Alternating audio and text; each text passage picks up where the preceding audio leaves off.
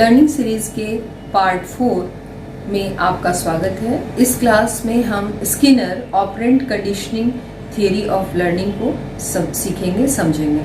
ये थियरी क्या है, इसके एक्सपेरिमेंट को, इसके महत्व को और इसके एप्लीकेशन को, यानी हमारे डे टू डे लाइफ में इसका क्या एप्लीकेशन है, इसको समझने की कोशिश करेंगे। स्किनर ने इस एक्सपेरिमेंट कौन सा एक्सपेरिमेंट था, किस सब्जेक्ट पे किया था, इससे रिलेटेड क्वेश्चन हमेशा पूछे जाते हैं।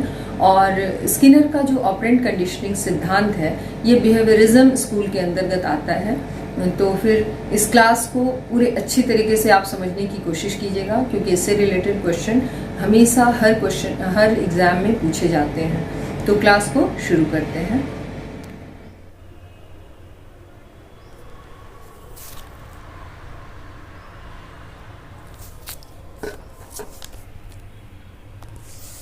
थियरीज ऑफ लर्निंग में हम लोग ऑलरेडी पढ़ चुके हैं थॉर्नडाइक्स ट्रायल एंड एरर और कनेक्शनिज्म थियरी, जो कि उन्होंने कैट पे किया था। कोहलर्स इनसाइट थियरी, जो कि उन्होंने चिंपैंजी या वनमानुस पर किया था, जिसका नाम सुल्तान था। पैवलोव्स क्लासिकल कंडीशनिंग थियरी, जो कि उन्होंने डॉग पे किया था। स्किनर ऑपरेंट कंडीशनिंग और इंस्ट्रूमेंटल कंडीशनिंग आज हम करने वाले हैं, जो कि रैट और पिगन पर किया गया था। तो ये एक सीरीज़ जो हम लोगों ने शुरू की थी, इसमें ये चौथा पार्ट है। स्किनर बेसिक यही जो इम्पॉर्टेंट थ्योरीज़ हैं जिनसे रिलेटेड क्वेश्चन पूछे जाते हैं। तो फिर आज के इस क्लास में हम लोग स्किनर ऑपरेंट कंडीशनिंग थ्योरी पर चलते हैं।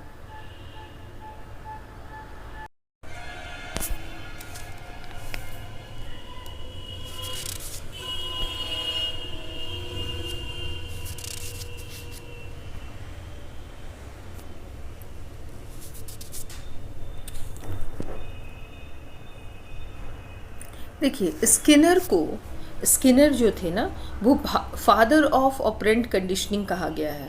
पर अगर देखा जाए तो इनका सिद्धांत थॉर्नडाइक के लॉज ऑफ इफेक्ट से बहुत प्रभावित था, जहाँ भी कि बिल्ली तभी सीखती है जब उसे लिवर दबाकर पिंजरा खोलने के लिए मछली मिलती है, यानी पॉजिटिव इम्पैक्ट उसको मिलता है, पॉजिटिव इफेक्ट मिलता है या पॉजिटिव रीइंफोर्समेंट उसको मिलता है। स्किनर ने भी इसी रीइंफोर्समेंट की बात की और बतलाया कि पॉजिटिव रीइंफोर्समेंट के कारण ही हम कोई भी काम करते हैं और सीखते हैं। जब हमें कोई पॉजिटिव प्रभाव पड़ता है तो सेटिस्फेक्शन हमें मिलता है। तो स्किनर का भी यही कहना था। इंस्ट्रूमेंटल कंडीशनिंग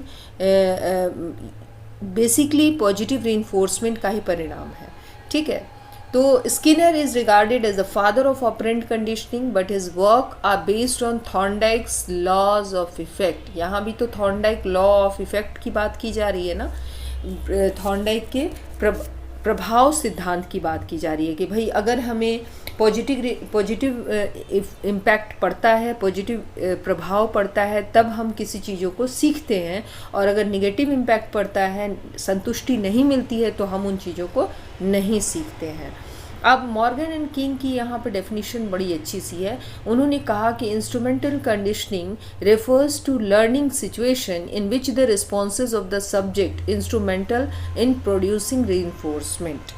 उनका क्या कहना था? According to the Morgan and King, instrumental conditioning साधनात्मक या ऑपरेंट कंडीशनिंग से तात्पर्य सीखने की उस प्रक्रिया से है जिसमें प्राणी ऐसी प्रतिक्रिया का चयन करना सीखता है जो प्रबलन को उत्पन्न करने में साधन का काम करे। मतलब कि वैसी क्रिया को मैं करूँगी जिससे मुझे पॉजिटिव रीइंफोर्समेंट मिले, यानी कि मेरी क्रिया जो होगी वो उस पॉजिटिव रीइंफोर्समेंट के लिए साधन का कार्य करेगी। Instrumental conditioning refers to learning situation in which the responses of subject, मेरी जो प्रतिक्रिया होगी वो इंस्ट्रूमेंट का काम करेगी, ओके, या साधन का काम करेगी, ठीक है। तो इंस्ट्रूमेंटल कंडीशनिंग का मतलब एक साधन का काम, मेरी कोई प्रक्रिया कर रही है पॉजिटिव रीइंफोर्समेंट को पाने के लिए। स्किनर ने अपने एक्सपेरिमेंट के लिए एक बॉक्स बनाया जिसे स्किनर बॉक्स के नाम से जानते हैं, या ऑपरेंट कंडीशनिंग चैम्बर भी इसे कहा जाता है।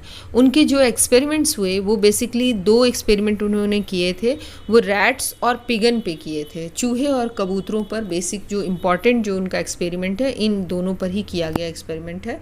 तो एक पर एक हम लोग 1 बाय 1 एक्सपेरिमेंट पर चलते हैं। फर्स्ट एक्सपेरिमेंट जो था उनका, जो स्किनर बॉक्स या ऑपरेंट कंडीशनिंग चेम्बर जो था, ऑपरेंट चेम्बर जो था, उस पर किया गया जो फर्स्ट एक्सपेरिमेंट था वो था एक्सपेरिमेंट विथ रैट पर किया गया एक्सपेरिमेंट था।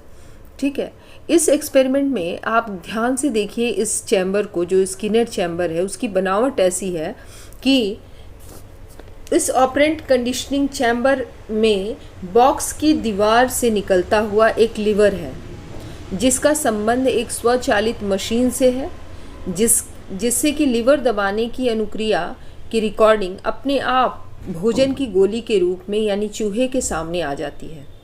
जब जब लीवर दबाएगा चूहा अपने पैर से, तब तब भोजन की गोली चूहे को मिलेगी। प्रयोग में चूहा पहले से काफ़ी समय तक बॉक्स में इधर उधर घूमता रहता है, रैंडम बिहेवियर या अनियमित व्यवहार वो करेगा, दीवार या फर्श को सूंघता रहेगा। अचानक लीवर के पास आया और लीवर सहसा दब जाता है, अचानक से लीवर दब जाता है, जिसके परिणाम स्वरूप उसे खाने के लिए गोलियां मिल जाती हैं। बाद के प्रयासों में वो लीवर में इधर उधर घूमने की रैंडम बिहेवियर्स कम करके अंत में एक समय ऐसा आएगा कि सीधे लीवर दबा के गोली प्राप्त करना सीख जाएगा। आप देखोगे तो ये मिलता जुलता है थॉर्नडाइक के ट्रायल एंड एरर थ्योरी से। ठीक है, उसमें भी जब हमें चीज़ें मिल रही थी, जब मैं भूखा था, जब बिल्ली भूखी थी तो मछली पाने के लिए काफ़ी उछल कूद कर रही थी और गलती से उसका पाँव लीवर पे पड़ जाता है और उसे मिल जाता है। धीरे धीरे धीरे ट्रायल एंड एरर करते करते वो चीज़ों को सीख जाती है। सेम इसमें भी वैसा ही है कि भाई चूहा जो है लीवर को दबाना सीख जाता है क्योंकि उसे भोजन की गोली मिलती है, यानी कि पॉजिटिव रीइंफोर्समेंट उसे मिलता है। लेकिन यहाँ पर उसके द्वारा की गई क्रियाएं भोजन प्राप्ति का साधन बन जाती हैं, इसीलिए इसे ऑपरेंट कंडीशनिंग कहा जाता है। अब दूसरा जो एक्सपेरिमेंट था वो था कबूतर पे किया गया। ठीक है, ऑपरेंट कंडीशनिंग के एक्सपेरिमेंट को कबूतर पर भी किया गया। सेम बॉक्स था पर सिर्फ चूहे की जगह कबूतर को यूज़ किया गया। पाया गया कि लगातार प्रयासों और पॉजिटिव रीइंफोर्समेंट फूड की गोली की वजह से, फूड की गोली जो उसे या अनाज के दाने जो हैं उसे वजह से कबूतर ने भी चोंच मार मार कर अनाज पाना सीख लिया, यानी कि चोंच मारने की क्रिया सीख ली और उसके चोंच मारने की वजह से उसे अनाज मिलता था। तो ये एक साधन का कार्य किया उसके लिए।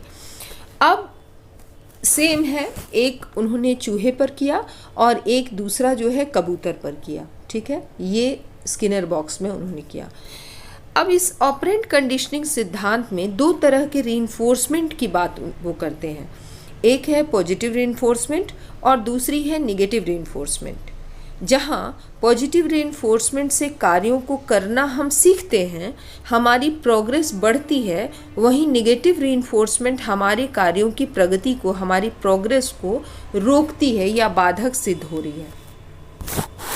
रीज़न ये है कि पॉजिटिव रीइंफोर्समेंट और reward increase maintain behaviour due to the add a wanted और प्लेजेंट स्टिमुलस टू इंक्रीज और maintain the frequency of a behaviour.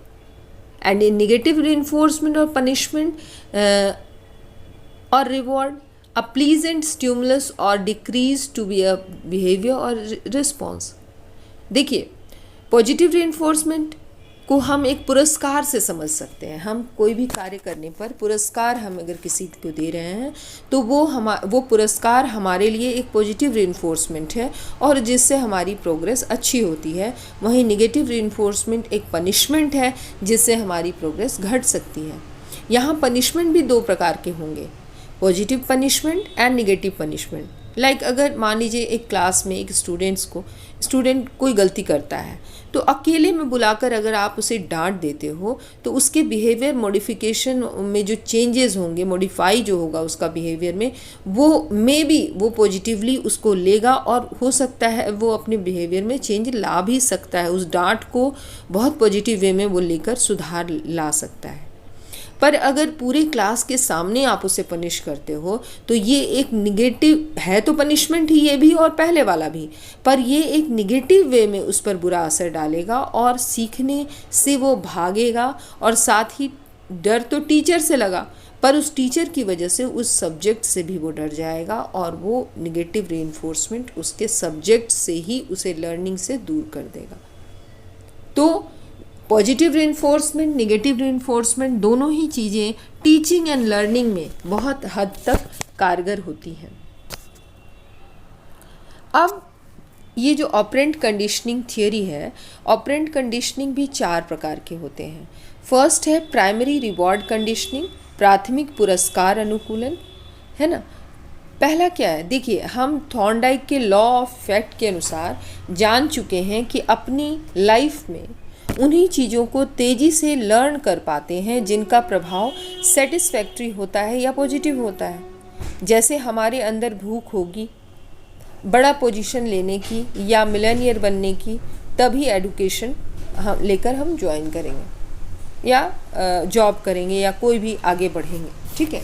ये हमारा है प्राइमरी मतलब रिवॉर्ड, अगर हमें मिलेगा कुछ तब हम काम करेंगे, ठीक है। और अब शिक्षा के क्षेत्र में भी देखिए, कोई भी कार्य हम तभी करते हैं जब पुरस्कार पाने की या फर्स्ट डिवीज़न पाने की या कुछ जॉब पाने की या कुछ भी पाने की हमारी इच्छा होती है, तो वो हम कार्य करते हैं और सीख जाते हैं। थॉर्नडाइक के प्रयोग में क्या था, बिल्ली भूखी थी, एक पिंजरे में बंद कर दिया गया था और बाहर भोजन रख दिया गया था। पिंजरे में एक सिटकिनी लगी थी जिसे दबाने से पिंजरे का दरवाज़ा खुल जाता था। बिल्ली ने जितने भी मल्टीपल रिस्पॉन्सेस किए, संयोग से उसका पंजा सिटकिनी पे पड़ा, दरवाज़ा खुला, भोजन मिला। इस तरह से कई प्रयासों के बाद बिल्ली ने सिटकिनी दबा के भोजन पाना सीख लिया। स्किनर के प्रयोगों में भी चूहे ने कई प्रयत्नों के बाद केवल सही लीवर दबाना सीखा। सही लीवर को दबाने की प्रक्रिया भोजन पाने के लिए एक साधन की तरह थी।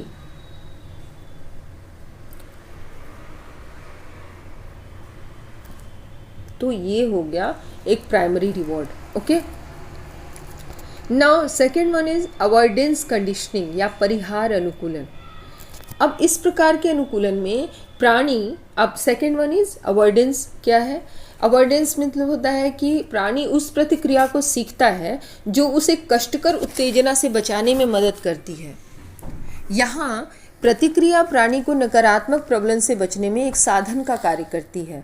कई बार हम किसी निगेटिव चीज़ से बचने के लिए भी कार्यों को सीखते हैं। परिहार अनुकूलन में 2 प्रकार हैं, जिन्हें सक्रिय परिहार अनुकूलन, एक्टिव अवॉइडेंस कंडीशनिंग, और पैसिव अवॉइडेंस कंडीशनिंग भी कहते हैं। पर बेसिक यही है कि स्किनर बॉक्स में अगर मान लीजिए एक ऐसी व्यवस्था होती कि एक खास लीवर को दबाने पर करंट लगता और दूसरे लीवर को दबाने पर दरवाज़ा खुल जाता, तो चूहा दूसरे लीवर को दबाना सीखता, क्योंकि वो खुद को करंट से बचाने के लिए दूसरे लीवर को दबाने के लिए एक दबाकर सीखना एक साधन की तरह वो सीखेगा। Third one is escape conditioning या पलायन अनुकूलन। इस प्रकार के साधनात्मक अनुकूलन में प्राणी उस क्रिया को सीखता है जो कष्टकर उत्तेजना से मुक्ति दिलाने में एक ऑपरेंट या इंस्ट्रूमेंट का कार्य करती है, साधन का कार्य करती है। हमें किसी भी कष्टकर उत्तेजना से बचने में सीखना होता है, और ये अनुकूलन परिहार अनुकूलन से थोड़ा भिन्न होता है। परिहार अनुकूलन या फिर अवॉइडेंस कंडीशनिंग में हमने क्या कहा कि प्राणी आघात से पहले ही चेतावनी संकेत के प्रति प्रतिक्रिया करके अपना बचाव कर लेता है, परंतु पलायन अनुकूलन में या एस्केप अनुकूलन में उपस्थित होने पर वो एक विशेष प्रतिक्रिया द्वारा अपना बचाव करता है, या दोनों का दोनों कंपार्टमेंट्स में आघात की व्यवस्था की जाती है। चूहा चाहे जिस कक्ष में जाए उसे समय समय पर आघात दिया जाएगा। जो ही आघात दिया जाता है वो इधर उधर कूदने लगता है। संयोग से एक ऐसे कक्ष में पहुंच जाता है जहां किसी तरह का उसे करंट नहीं लगता। कई प्रयत्नों के बाद आघात उपस्थित होने पर वह बड़ी तेजी के साथ इस कक्ष में जाके अपना बचाव करना सीख जाता है। यहाँ ये भी स्मरण रखना है कि भाई अगर अवॉइडेंस अनुकूलन से पलायन अनुकूलन को हमेशा अलग नहीं किया जा सकता। वास्तव में सक्रिय परिहार अनुकूलन यानी एक्टिव अवॉइडेंस कंडीशनिंग की पहली अवस्था पलायन प्रतिक्रिया है। अब थोड़ा समझने में अगर दिक्कत होती है तो आप कमेंट बॉक्स में ज़रूर दीजिएगा कहाँ आपको दिक्कत हो रही है। मैंने अपनी तरफ से तो पूरी कोशिश की है समझाने की इसे। Fourth one is secondary reward conditioning. अब सेकेंडरी रिवार्ड कंडीशनिंग क्या है कि इस प्रकार के कंडीशनिंग में हमारा व्यवहार किसी भी उत्तेजना को प्राप्त करने में एक साधनात्मक होता है जिसका अपना कोई जैविक महत्व नहीं होता, परंतु अतीत से उसका संबंध किसी जैविक महत्व वाली उत्तेजना से रह चुका होता है। ठीक है, अब नेक्स्ट वन इज, अब इन प्रैक्टिकल लाइफ एप्लीकेशन इतने सारे चीज़ें हैं ना, वो समझ में तभी आएगा जब हम प्रैक्टिकल लाइफ में क्या क्या इसका उपयोग है। स्किनर के जो ऑपरेंट कंडीशनिंग थियरी है इसका प्रैक्टिकल लाइफ इम्प्लीकेशन क्या है। देखिए, इस सिद्धांत का प्रयोग बहुत ज़्यादा यूज़ किया जाता है हमारे डे टू डे लाइफ में, टीचिंग में, लर्निंग में, आप अपने सोशल लाइफ में, अपने प्रैक्टिकल लाइफ में इसका उपयोग बहुत ज़्यादा किया जाता है।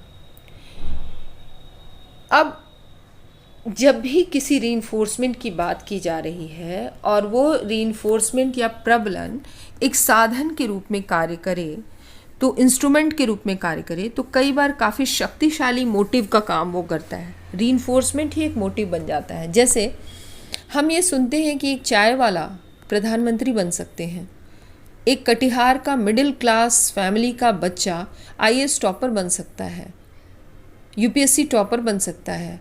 तो ये सारी चीज़ें, ये सारे अचीवमेंट्स कैसे हैं? उनको कहीं ना कहीं से रीइंफोर्समेंट मिला होगा, कुछ पाने की चाह मिली होगी, और उनकी जो क्रियाएं हैं, उनका जो प्रयत्न था वो एक साधन का कार्य किया उस रीइंफोर्समेंट को पाने के लिए। तो एक्टिव रहने में, लर्निंग में, एक्टिव लर्निंग, टीचिंग में रीइंफोर्समेंट काफ़ी हद तक काम करता है। और ऑपरेंट कंडीशनिंग, इन सभी चीज़ों में वो दिखता है कि ऑपरेंट कंडीशनिंग के कारण ही ये सारी चीज़ें हो रही हैं। अब ऑपरेंट कंडीशनिंग सिद्धांत का उपयोग क्लास में बिहेवियर मॉडिफिकेशन में भी किया जा सकता है, बच्चों के बिहेवियर को सुधारने में भी किया जा सकता है। लेकिन वो सुधारने का दो तरीका हो सकता है, एक है positive reinforcement and negative reinforcement. और ज़्यादातर जो आजकल जो काम आ रहा है वो है पॉजिटिव रीइंफोर्समेंट। बहुत सारे रिसर्च ये बताते हैं कि जितना असर पॉजिटिव रीइंफोर्समेंट का होता है उतना नेगेटिव रीइंफोर्समेंट का नहीं होता है। पॉजिटिव रीइंफोर्समेंट में हम कोई भी अच्छे व्यवहार करने पर कोई पुरस्कार देकर या स्टार देकर या कोई भी गिफ्ट देकर, आप प्रेज करके, क्लैपिंग करके क्लास में उसकी जो भी आदतें हैं उसको सुधार सकते हैं। पर निगेटिव रीइंफोर्समेंट का असर, कई बार निगेटिव रीइंफोर्समेंट से भी बच्चे सीखते हैं। कई बार पनिशमेंट देने से भी बच्चों में सुधार आता है कि भाई ये लर्न करके आना, नहीं लर्न करके आओगे तो फिर आपको पनिशमेंट मिलेगा, आप निल डाउन किए जाओगे। बट निगेटिव रीइंफोर्समेंट का कुछ निगेटिव असर भी हो जाता है बच्चों पर। तो इसलिए निगेटिव रीइंफोर्समेंट के असर कई बार बहुत ख़राब होते हैं, जिससे बच्चा उस टीचर से ही नहीं बल्कि उस सब्जेक्ट से ही भागने लगता है। इसलिए बहुत सोच समझ कर निगेटिव रीइंफोर्समेंट देना चाहिए। बच्चों में प्रॉब्लम सॉल्विंग एटीट्यूड का विकास होता है ऑपरेंट कंडीशनिंग की वजह से। और कई एक एग्जाम्पल्स हैं, अपने आसपास के एग्जाम्पल्स देख सकते हो आपके आसपास के लाइफ में।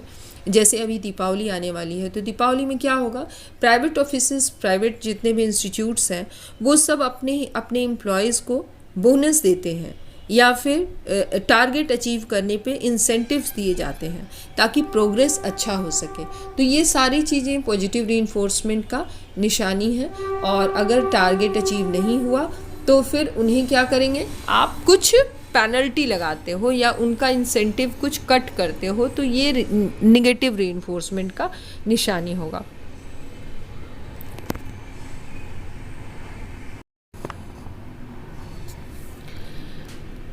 स्कूल्स में जैसे रेगुलर अटेंडेंस अवार्ड दिए जाते हैं, जो बच्चे रेगुलर रहते हैं उन्हें अवार्ड्स दिए जाते हैं ताकि दूसरे बच्चों पे इसका असर हो, और वो बच्चा भी काफ़ी खुश होता है कि मैं रेगुलर रहा जिसके कारण मुझे अवार्ड मिले, तो एक रीइंफोर्समेंट का काम करता है उसके लिए, तो साथ ही उसके क्लास के दूसरे बच्चों के लिए भी वो एक रीइंफोर्समेंट का काम, ये मोटिव का काम करता है कि मैं भी अगर रेगुलर रहूँगा, मैं भी अगर रेगुलर अटेंडेंस अपना दूंगा स्कूल में, तो फिर मुझे भी अवार्ड दिया जाएगा।